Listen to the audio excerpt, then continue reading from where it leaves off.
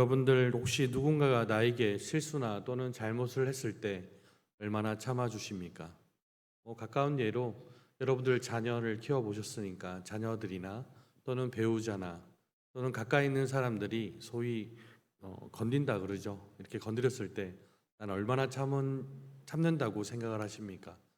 저는 결혼을 안 해서 자녀나 배우자가 없어서 그거는 측정할 수 없는데 한 가지 확실히 아는 거는 더위는 잘 못 참는 것 같습니다.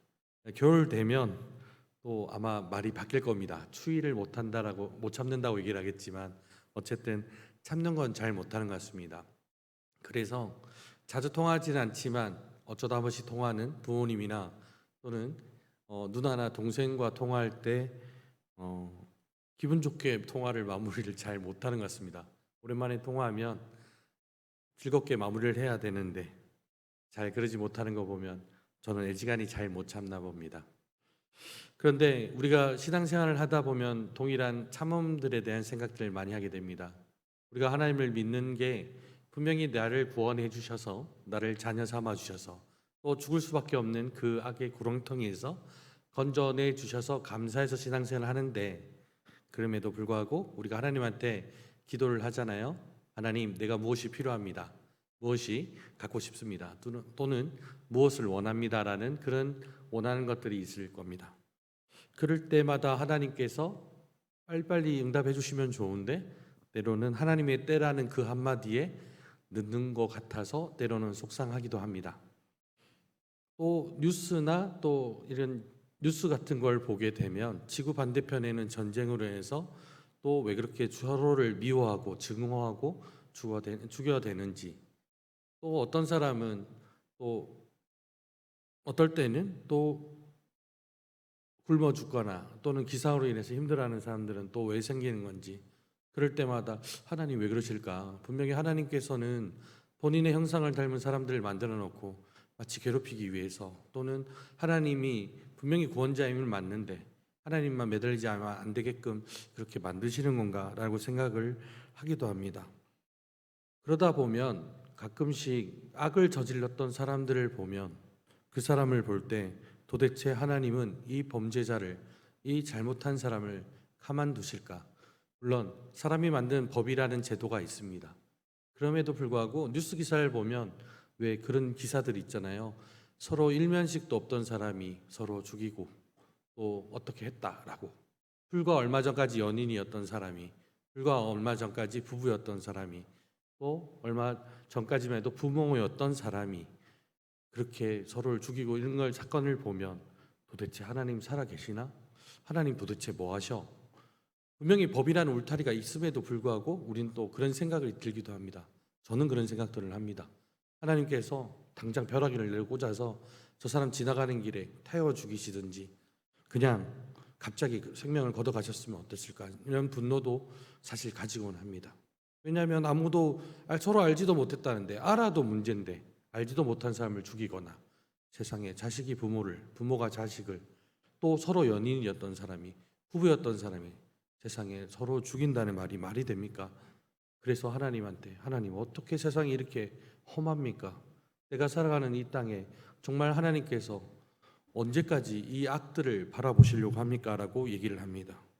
그러다 보니 하나님께서 도대체 언제까지 가만 계실 것인지, 언제까지 그 악을 행하시는 것들에 대해서 심판하실 건지에 대한 질문을 하곤 합니다. 오늘 우리가 함께 읽었던 베드로후서 이 배경이 되었던 이 당시도 그랬습니다. 이 당시 기록된 그 당시는 AD 69년으로서 65년으로서 이 당시는 이스라엘이 로마의 치하에 있었습니다. 로마의 통치 아래에 있었던 겁니다.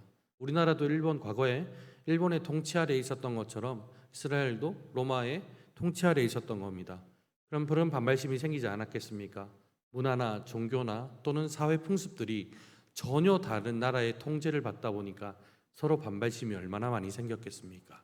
게다가 예수님이 오시고 또 십자가에 매달려 돌아가시고 부활하시고 야 내가 다시 올게 라고 약속하시며 떠났던 그 순간부터 소위 기독교가 창설이 됐는데, 유대교와 다른 기독교가 생겼는데, 그러면서 점점점 그 세력들이 증가한 것도 감사하지만 신앙인들이 많이 생긴 건 감사하지만 점차 거짓 교사들이 증가하기 시작했던 겁니다.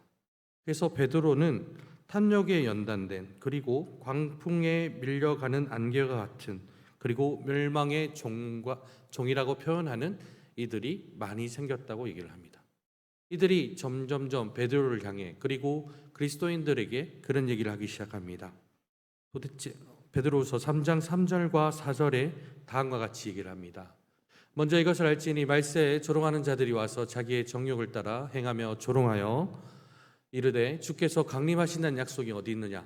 조상들이 전후로부터 만물이 처음 창조될 때와 같이 그냥 있다 하니라고 하며 그 얘기를 합니다. 예수님 다시 오신다며? 언제 오시는데? 과거에 잠자던 자, 그러니까 구약시대 그 전에 하나님을 믿고 죽었던 자들이 있었던 그때와 또 창조된 때와 아무 다를 거 없이 지금 별 일 없이 지내고 있지 않느냐? 오시긴 오시는 거야? 너무 늦으신 거 아니야? 도대체 그런 얘기를 하는 걸 보면, 근데 성경을 또 읽다 보면 이런 말들이 비단 베드로 시대만 있었던 건 아닙니다. 우리 시대 때도 그런 얘기 하잖아요. 야, 네가 믿는 하나님이 도대체 어디 있어? 하나님 계시다 그러면 이럴 수가 있어? 근데 구약에도 그렇게 찾아보니까 있더라고요. 예레미야 17장 15절 말씀인데요. 보라, 그들이 이르기를 여호와의 말씀이 어디에 있느냐? 이제 임하게 할지어다 라고 예레미야를 향해 그 얘기를 합니다. 하나님 말씀이 어디 있어? 도대체 과거나 옛날이나 또 지금이나 하나님에 대한 이야기들을 참 많이 합니다. 우리 잘 생각해 보면 하나님이 안 계시는 거 아닌데, 계시는 걸 믿고 있는데, 근데 믿는 사람들 사이에서도, 아니 안 믿는 사람들도 도대체 하나님을 찾기 바쁩니다. 근데 베드로는 그 당시에 거짓 교사들에게, 그리고 지금 이 본문을 읽고 있는 우리에게, 또 그런 의심을 하고 있는 이들에게 다음과 같이 얘기를 합니다. 9절 함께 읽어보겠습니다. 9절입니다. 시작. 주의 약속은 어떤 이들이 더디다고 생각하는 것 같이 더딘 것이 아니라 오직 주께서는 너희를 대하여 오래 참으사 아무도 멸망하지 않고 다 회개하기를 이르기를 원하시느니라. 아멘. 베드로는 얘기합니다. 우리 노란색 글씨 한번 보시면 아시겠지만 주의 약속은 더딘 것이 아니다라고 얘기를 합니다. 주의 약속은 더딘 것이 아니다, 느리신 게 아니다라고 얘기를 합니다. 이 다음 PPT 한번 띄워보시면 왜 더디지 않는 이유를 다음과 같이 얘기하고 있습니다. 아무도 멸망하지 않고 다 회개하기를 이르기를 원하시기 때문에 하나님은 약속을 더디게 하신 게 아니다라고 베드로는 얘기합니다. 여러분들, 하나님께서 우리에게 지금 현상들을 대해서 만약에 보셨다면 우리에게 이런 얘기를 똑같이 하셨을 겁니다. 근데 베드로가 우리한테, 우리 이 말씀을 읽고 있는 우리에게, 또 거짓 교사들에게 이런 얘기를 하고 있습니다. 하나님은 느리신 게 아닙니다. 하나님은 다 회개하고 다 하나님 앞에 돌아오기를 기다리신다는 것을 우리는 믿으시기를 소망합니다. 우리 오래 참는다는 의미가 우리 더위를 참는다 이런 의미도 있죠. 인내라는 의미를 말할 수가 있는데, 단순한 성경적 참는 거에 대한 인내에 대한 표현만으로 국한하지는 않습니다. 말씀을 이 단어를 좀 찾아보니까 상대방이 변화되기를 바라며 사랑으로 기다려주는 적극적이고 능동적인 인내라고 얘기를 합니다. 여러분, 상대방이 변화되기를 바라고 사랑으로 기다려주고 적극적으로 능동적으로 기다려주는 인내, 바로 오래 참음이 이러하다는 것을 우리가 알 수 있습니다. 우리 왜 그런 얘기 많이 하잖아요. 하나님의 타이밍과 우리의 타이밍이 같을 수도 있지만 다를 수도 있다. 지금일 수도 있고 내 때가 아닐 때도 있는데 우리는 기다려야 되는데 그 때를 기다리지 못해 하나님 앞에 조급해야 할 때가 있다라고 얘기를 하잖아요. 정말 하나님 때와 같으면 좋지만 때로는 달라도 또 우리 신실하신 그 하나님을 믿으며 나가길 소망합니다. 이 오래 참은 하나님을 통하여 우리는 어떤 것을 발견할 수 있냐면, 첫째로는 하나님의 시간은 우리의 시간과 다르다는 걸 알 수가 있습니다. 여러분, 8절 말씀을 한번 같이 읽어볼까요? 8절 네, 함께 읽어보겠습니다. 시작. 사랑하는 자들아, 주께서 하루가 천년 같고 천년이 하루 같다는 이 한 가지를 잊지 말라. 아멘. 하나님께서, 하나님 기준으로 볼게요. 하나님 기준으로 하루가 얼마나 걸린다고요? 천년같이. 천년이 하루같이. 우리한테는 하루가 어떨 때는 24시간이지만 너무 긴 때가 있죠. 그렇죠? 근데 천년이면 우리가 정말 많이 살아요. 100년 뭐 이렇게 사는데 1000년이 어마어마하죠. 한 세기인데. 근데 하나님한테는 이 1000년도 하루밖에 되지 않는답니다. 이게 가장 우리가 하나님과 우리의 시각이 또 하나님이 생각하는 그 시간과 서로 다름을 우리가 잘 알 수 있을 겁니다. 우리 한번 자녀 얘기 한번 해볼까요? 자녀들한테 기다려라고 얘기했을 때 얘들이 깨닫고 잘 기다리면 좋은데 저처럼 별난 아이면 얼마나 졸싹거리겠습니까? 깐죽거리고 있겠습니까? 그럼에도 불구하고 기다려 해서 분명히 필요한 걸 주듯이 그 대신 안 되는 건 안 되는 거잖아요. 자녀가 칼을 달라고 합니다. 칼을 가지고 놀고 싶어 합니다. 엄마가 칼질하는 거 보니까 너무 재밌어 보이니까 엄마 나도. 근데 칼을 뭐 줄 수도 있지만 근데 거기에 대답을 뭐라고 합니까? 안 된다고 얘기를 하거든요. 근데 기다려 하면 기다려집니까? 떼쓰고 막 그러는데 그렇다고 떼쓴다고 그렇게 위험한 걸 줍니까? 주진 않습니다. 분명히 그 타이밍을 따라서 분명히 제재를 하곤 합니다. 하나님도 똑같습니다. 이 세상을 분명히 하나님 오셔 이런 하는 사람들에게 의심하는 우리들에게 또 거짓 교사들에게 그들에게 얘기를 하십니다. 다 회개하고 돌아오기를 기다리는 것처럼 우리한테도 그렇게 기다리고 계시는 겁니다. 우리가 어떨 때는 답답해서 이 하루하루가 정말 지옥 같다는 말도 하기도 하고 이 하루가 정말 과연 지나갈까? 이 하루가 정말 나한테 어찌나 긴지 왜 이렇게 고통스러운지 그런 생각도 들 때가 있으십니까?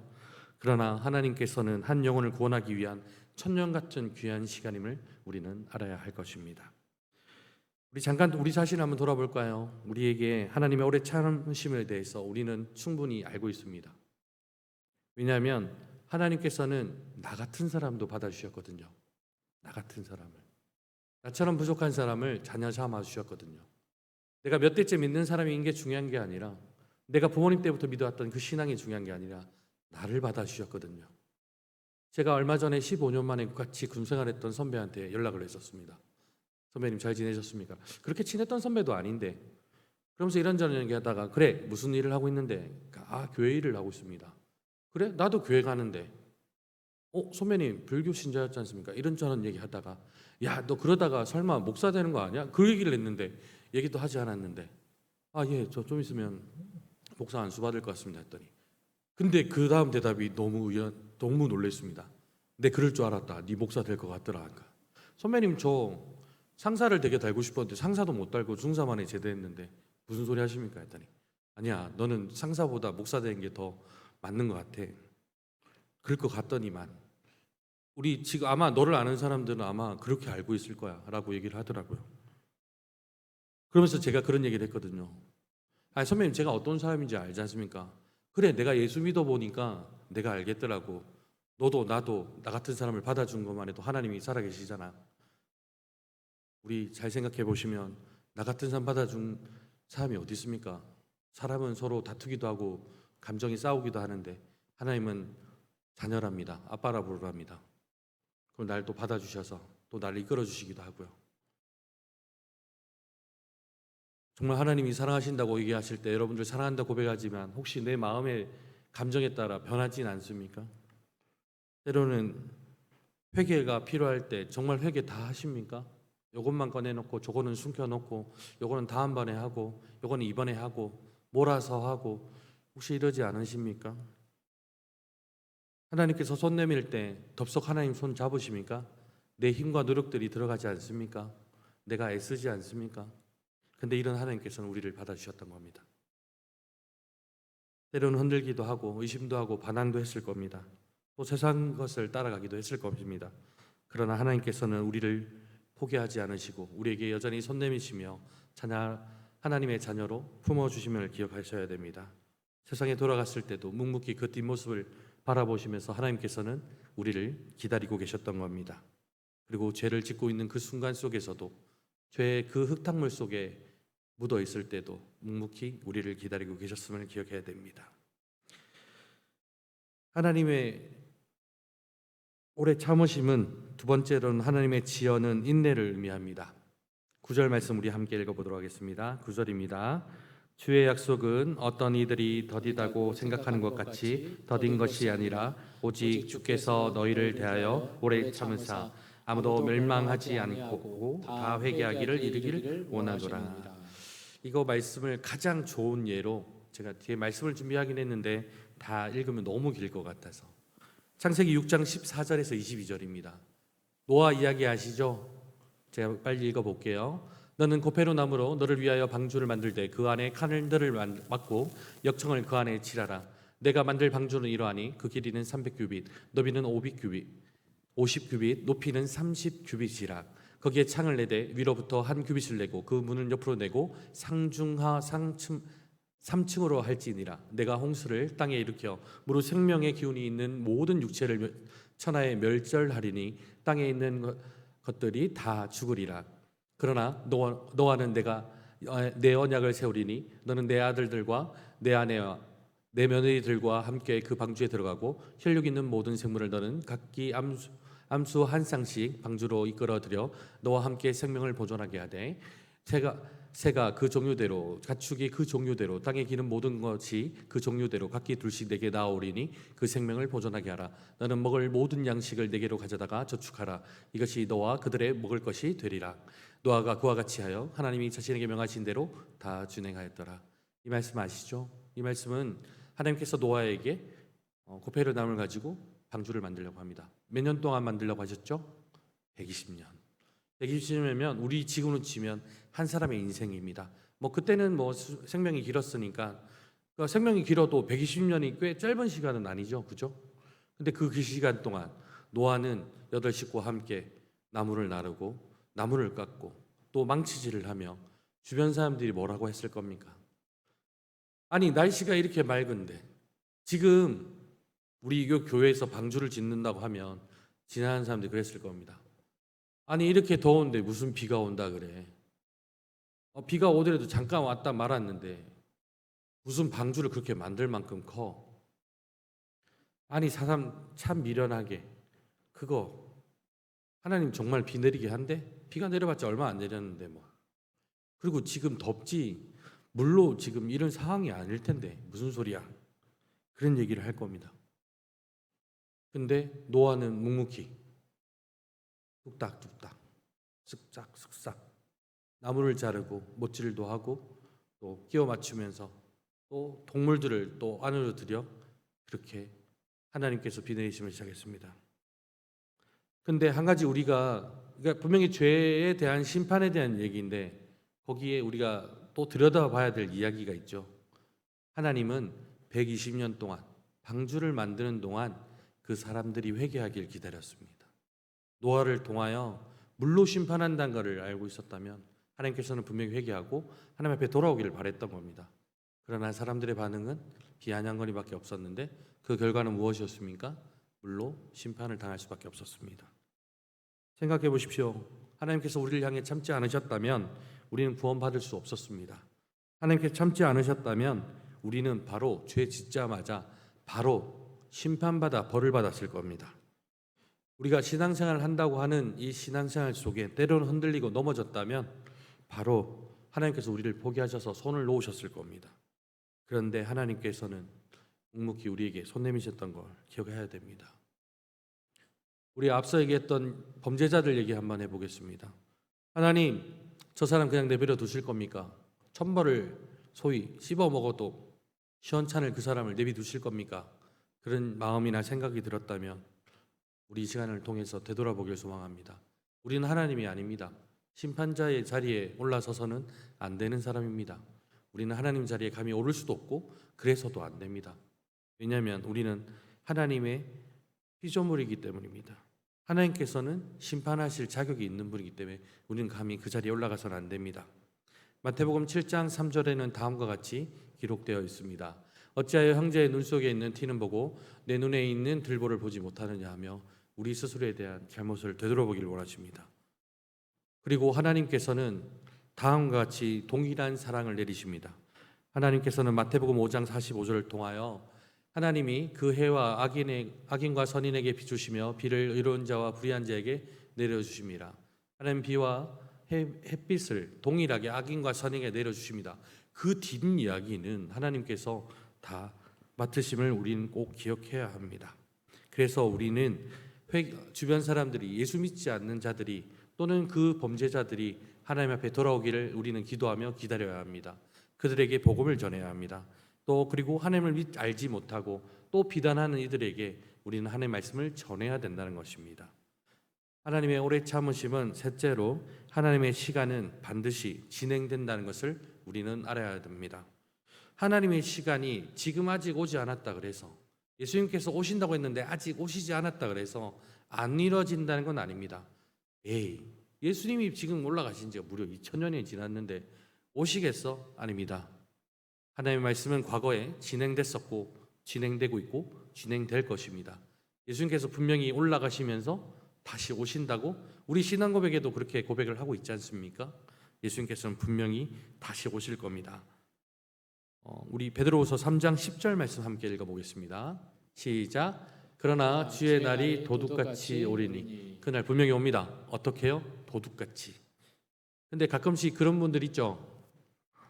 언제입니다. 언제 오십니다. 언제 오실 겁니다. 또는 언제 오는지 나는 압니다. 내 말을 들으면 됩니다. 라는 그런 이상한 소리 하시는 분들이 있습니다.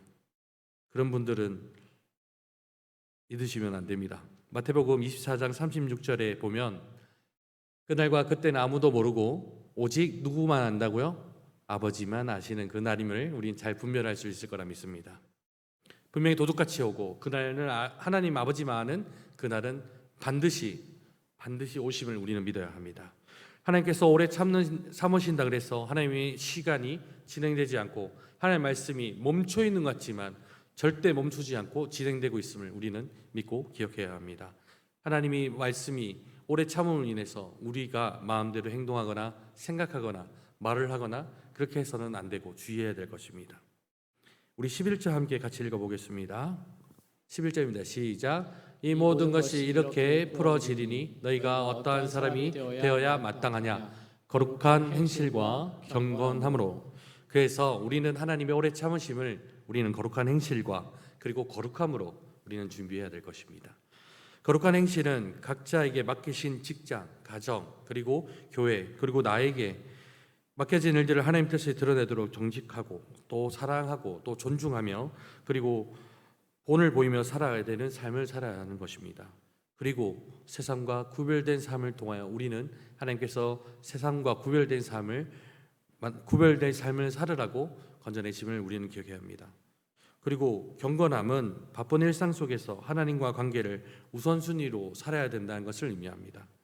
말씀과 기도를 하루를 시작하고 예배의 자리에 나아오며 그리고 이웃 사람들에게 복음을 전파하고 내가 받은 그 하나님의 사랑을 널리 실천하는 것이 우리가 그 경건함을 실천하는 길입니다. 말씀을 정리하겠습니다. 오늘 우리는 하나님의 놀라우시나 오래 참으심에 대해서 말씀을 통하여 나누어 보았습니다. 여러분, 하나님께서는 물로 이 세상을 심판하셨던 것처럼 충분히 지금 이 시간에도 아니 내일에도 언젠가는 분명히 진행하실 힘이 있지 기다리고 계심을 우리는 분명히 기억해야 합니다. 오래 참음이라는 단어가 세상의 오래 참음과 하나님의 오래 참음은 같은 글자일지 몰라도 퀄리티 자체가 다름을 우리는 알 수가 있습니다.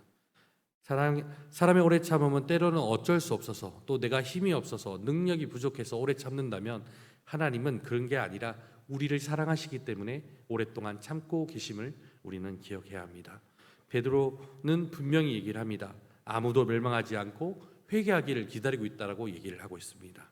그래서 하나님께서는 우리가 회개하고 또 돌아오기를 준비의 시간을 주심을 기억해야 합니다. 언제인지는 알 수는 없지만 그날은 반드시 오실 그 주님을 다시 오실 그날을 거룩하고 경건한 삶을 살아가며 세상에 물들지 말고 우리가 속해 있는 가정과 직장 그리고 교회에서 빛과 소금으로 살아가시는 우리 모두가 되길 소망합니다. 기도하겠습니다. 사랑만에 많으신 하나님 아버지 감사합니다.